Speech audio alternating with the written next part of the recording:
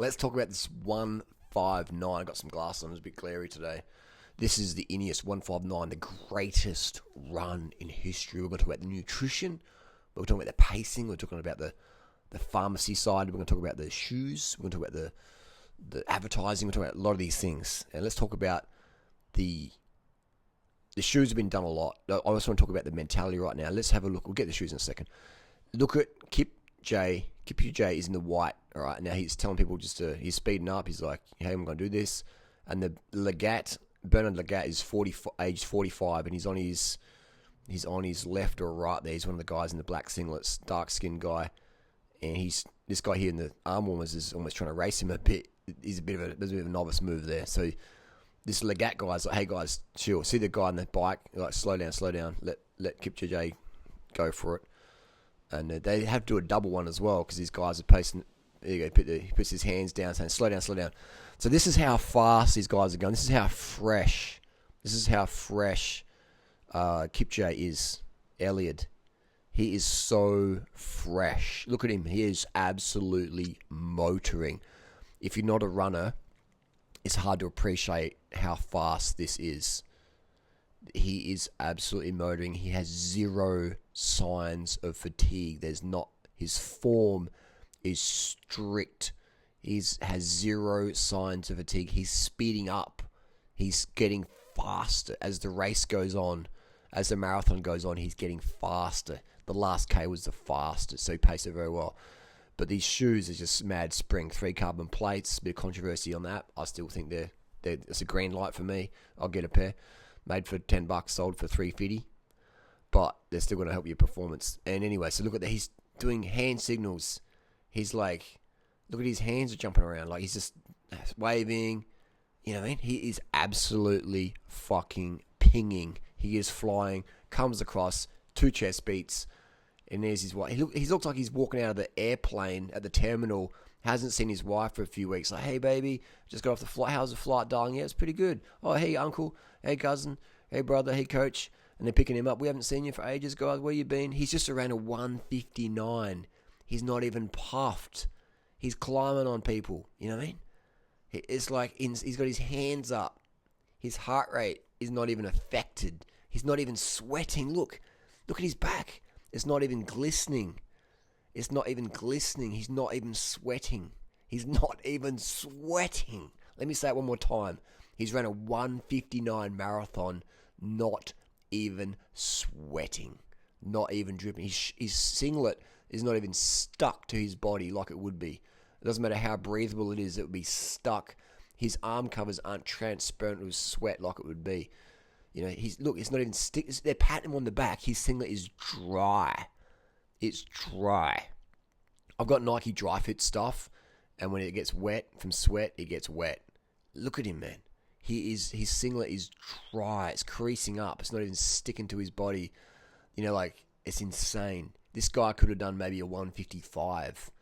You know, people saying, oh, he couldn't do this in a real marathon. No, he could, man. Look how easy he did this one. He is absolutely flying. No fatigue, no sweat. All right, imagine doing your marathon PR with no fatigue, punch in the air, crowds jumping up and down. You know what I mean? Like just springing around. Look at him. He's sprinting again. Like, if you've ever ran a marathon at a PR, you know how much fatigue is. But he's just excited. He's happy. Yeah, that's one thing to be happy, but in a marathon cooks you, you know. The fatigue metabolites, the muscle glycogen. He is absolutely flying. He's picking up. He's even kicking his heels up. He's doing the Lance Armstrong air punch. He's loving it. Look how high his heels are going up. So he has zero fatigue. Zero fatigue. All right, so we've got that part done. Zero fatigue, no sweat. Singlet, not even sticking to the body. One singlet for the whole race. Not even sticking to the body. We also have the fact that we've done the shoes, spring, cushion. Some people say it's controversy, blah, blah, blah. Some people say it's cheating. Nah, it's only cheating if no one else has got opportunity to do it.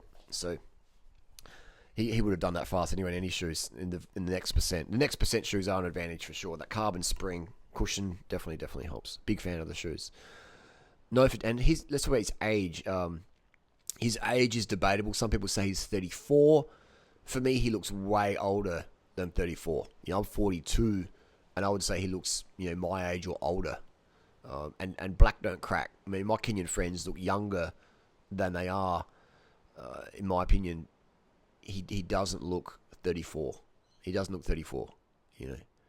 It's there's something going on there with the age. Some people say that what they do is they lie about their age. Certain countries have to lie about their age so they can do races as adults and then get spotted by talent coaches who are from Europe who go to Kenya or Ethiopia or Uganda, and they go over there to basically give certain vitamins and certain creatine supplements to the runners so they can run really, really fast with high hemoglobin. So, and they say that the word is that if you lie about your age and say you're only 18 when you're actually 25 or 28, then you're obviously running a lot better for an 18-year-old if you're 20-something because you're more mature.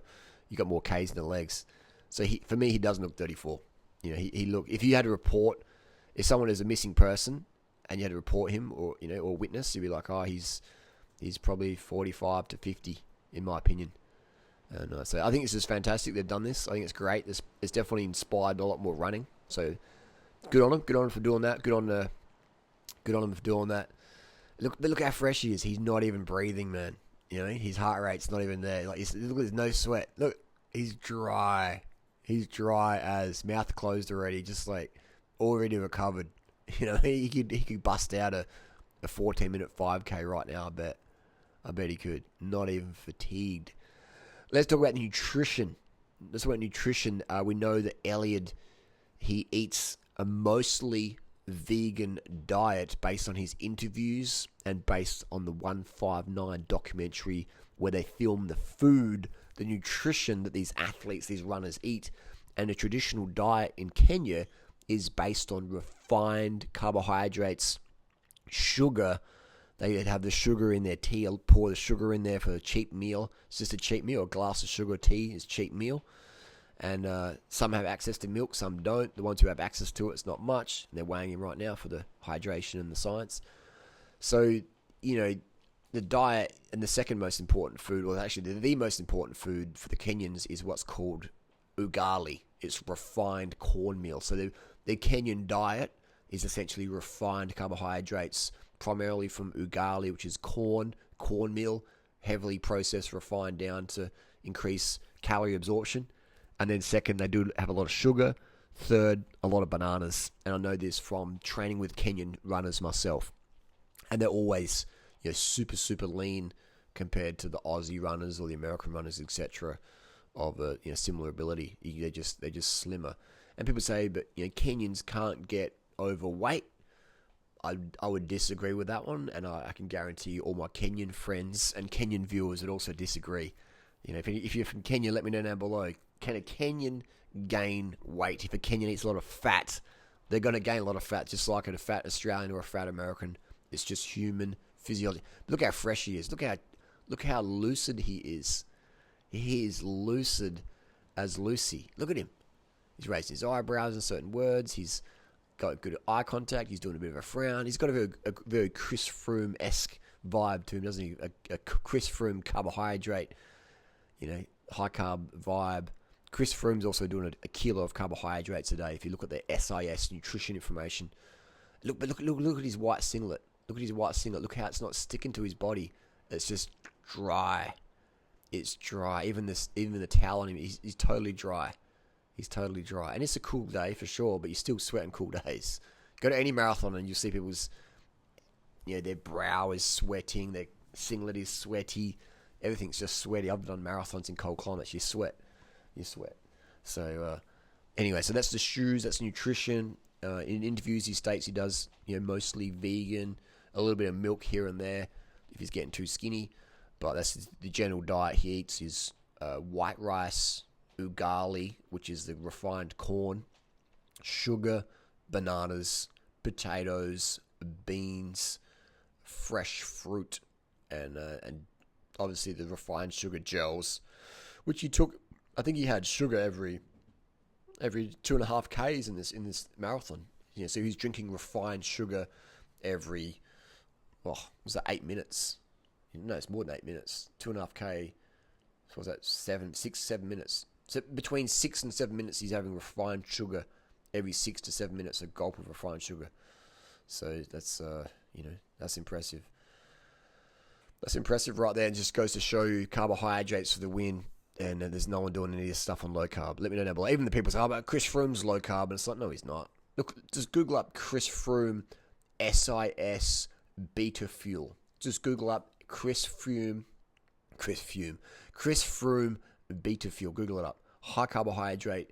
It feeds the muscle cells. The muscle runs on muscle glycogen, aka sugar, aka glucose, aka fructose, aka sucrose. Sucrose is 50-50 glucose and fructose. So, but look how lucid he is. He's listening to everything on the interview. He's looking around for more interviews to do. What an incredible run. The greatest run in history. No doubt about it. No fatigue. No animal products. No worries. Done and dusted. Thanks for watching. Also, people ask me, do you think it was a natural effort? Was it natural or was it enhanced? I would say definitely it was natural. Why do I say that? Because, even though it was fast, it wasn't that fast. It was, and it wasn't that fast. Like, 1:59 is pretty quick, but you could probably go quicker. So I think natural, nothing suspicious there. I'd also say that obviously, if you look carefully in the race, you see a lot of security there. All right. So if anyone was going to take any doping products, they're probably going to get caught. With all the security around there, like how you going to inject yourself with something, or like the security would just be seeing you straight away. So if you're in the race and all of a sudden you pull out a syringe and just got to inject your legs halfway through the race, like you're going to get caught. There's security everywhere. There's cameras everywhere. CCTV everywhere. There's like drones overhead. So I would say definitely natural. 1, wasn't that quick. 2, lots of security and lots of police and lots of CCTV. So for me, definitely 100% natural effort. And so the answer to the title of the video is how did he run the greatest marathon in history on $2 a day? That's the nutrition, $2 a day. Literally. Okay, let's be generous. $3 a day is all we need for the Kipchoge diet. It's rice, sugar, bananas, a bit of green vegetables you get from the garden, weeds, arugula, dandelion, lamb's quarter, which is if you've never had lamb's quarter, it's actually a plant. It's a very beautiful weed. $2 a day, $3 a day of plant foods, rice, white rice, sugar, corn. It's so cheap. So $3 a day, $2 a day. He ran because rice and sugar is cheaper in Kenya, and ugali corn cheaper in Kenya. So he set the world record on a $2 a day diet. That is not trolling. That is legit fact. Look up how many calories in a kilo of rice or a kilo of sugar. Look up how much that costs in Kenya. I'll give you a hint. $2 for 7,000 calories a day. Done, dusted. $2 a day, world record nutrition. What incredible fact that it is.